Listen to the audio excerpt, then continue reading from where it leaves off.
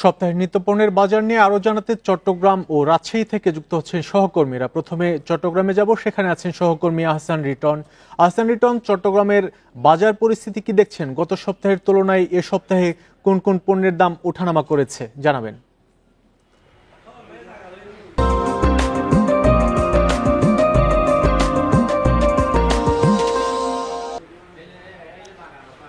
দেখুন, আপনি জানেন যে আসলে টানা যে বন্যা ছিল, সেই বন্যার কারণে দেশের অনেক জায়গায় ফসল ক্ষতি হয়েছে।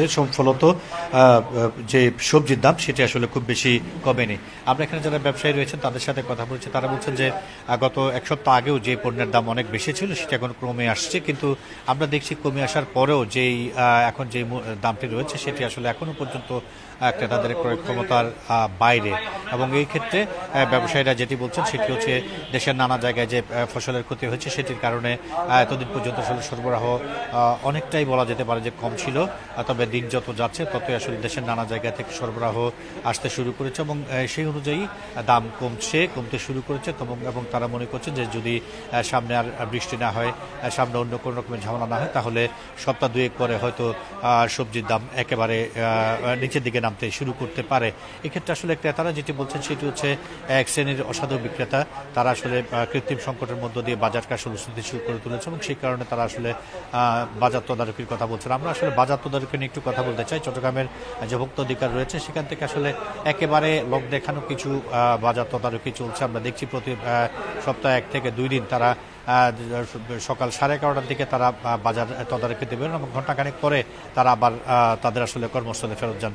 এই যে লোক দেখানো একেবারে দায় সারা গোছের বাজার তদারকির কারণে আসলে বিক্রেতারাও যেমন খুব বেশি স্বস্তিতে নেই, পাশাপাশি ক্রেতারাও স্বস্তিতে নেই। এই ক্ষেত্রে আসলে ক্রেতা বিক্রেতা উভয়ে বলছেন যে যত দ্রুত সম্ভব বাজার তদারকিটি বাড়ানো হোক।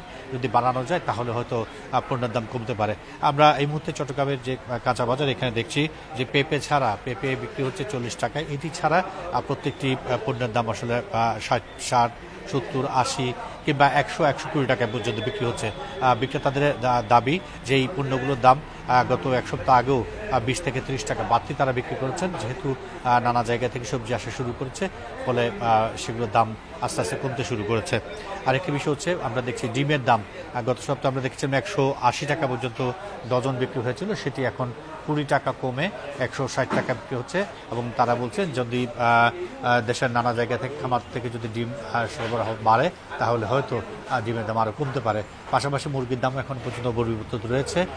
এই ছাড়া যদি আমরা পেঁয়াজ, ডাল, রসুন এগুলোর দাম বলি তাহলে সেগুলো আসলে বন্যার যে প্রভাব সেটি একটু পড়েছে এবং সেক্ষেত্রে দাম কিছুটা ওঠানামা করছে। আহসান রিটন, আপনি আমাদের সাথেই থাকুন। আমরা এবার রাজশাহীতে যাব। রাজশাহীতে আছেন সহকর্মী মুস্তাফিজুর রহমান। মুস্তাফিজুর রহমান, আমরা দেখলাম যে চট্টগ্রামের বাজারে সবজির দাম কমতে শুরু করেছে। রাজশাহীর বাজার পরিস্থিতি কি কি পণ্যের দাম ওঠানামা করছে গত সপ্তাহের তুলনায় জানাবেন।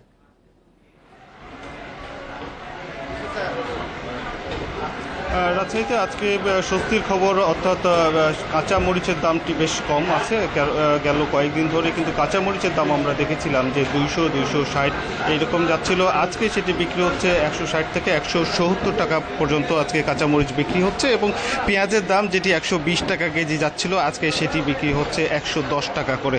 পেঁয়াজ মূলত 105 টাকা 10 টাকা এইরকম এই দামের মধ্যে ওঠানামা করছে। এবং অন্যান্য সবজির যে দামগুলো রয়েছে সেগুলো বলা যেতে পারে অপরিবর্তিত রয়েছে, অর্থাৎ পটল, ঢেঁড়স, করলা সহ যেই অন্যান্য সবজিগুলো রয়েছে সেগুলো ঠিক আগের দামই রয়েছে। তবে বেড়ে গেছে ব্রয়লার মুরগির দাম। ব্রয়লার মুরগি কেজিতে এর আগে আমরা দেখেছিলাম 145 থেকে 50 টাকা কেজি দরে বিক্রি হলো, আজকে বিক্রি হচ্ছে 170 থেকে 75 টাকা কেজি দরে। একইভাবে ডিমের দামটিও বেশ বাড়তি, অর্থাৎ রাজশাহীতে যদি বলা হয়ে থাকে হালিপতি আমরা এর আগে দেখেছিলাম যে 46 টাকা, কোথাও ছিল 45 টাকা, আজকে কিন্তু খুচরো পর্যায়ে বিক্রি হচ্ছে 48 থেকে 50 টাকা।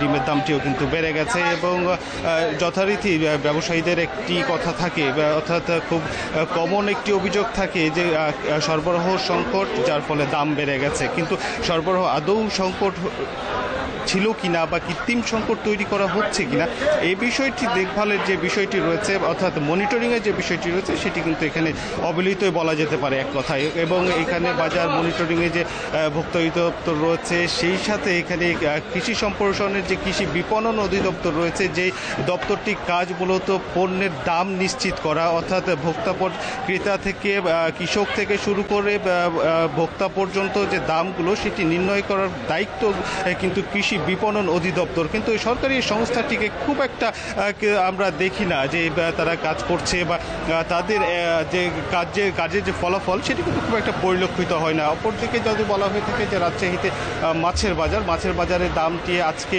গেল সপ্তাহের তুলনায় আজকে মাছের বাজারের দামটি কিছুটা কমেছে, অর্থাৎ বড় আকারের যে রুইগুলো ছিল যেগুলো 450 টাকা থেকে 500 টাকা বিক্রি হচ্ছিল আজকে সেটি বিক্রি হচ্ছে 350 থেকে 400 টাকা, এবং কাতল মাছ যেটি সেটি বিক্রি হচ্ছে 280 থেকে 300 টাকা।